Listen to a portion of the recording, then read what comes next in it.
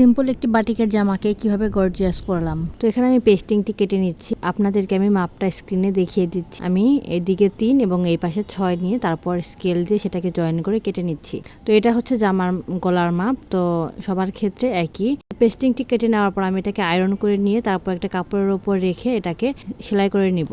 পেস্টিংটি কাপড়ের সাথে সেলাই করা হয়ে গেলে আমি পেস্টিংটিকে ভাঁজ করে নিয়ে পেস্টিংয়ের মাঝখানে একটু কাট দিয়ে নিব। এরপর জামার ফ্রন্ট পার্টটা নিব, ফ্রন্ট পার্টের মাঝখানেও আমি সেমভাবে একটা কাট দিয়ে নিব। তারপর দুটি কাট আমি একসাথে রেখে পেস্টিং থেকে 1/2 ইঞ্চি জায়গা ফাঁকা রেখে আমি সেলাই করে নেব। সেলাই করা হয়ে গেলে সেলাই থেকে 1/2 ইঞ্চি জায়গা বাদ রেখে আমি এক্সট্রা কাপড়টা কেটে ফেলবো। গলাটা উল্টিয়ে ভাঁজ করে নেওয়ার পর একটা চাপ সেলাই দিয়ে নিব।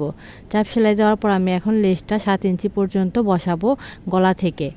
লেসটা লাগানোর সময় জামার গলার যে কর্নারগুলো আছে সেখানে আমি হালকা ভাঁজ করে দিয়ে তারপর লেসটা লাগিয়ে নেব। জামার গলাটা কেমন হয়েছে জানাবেন। টাটা।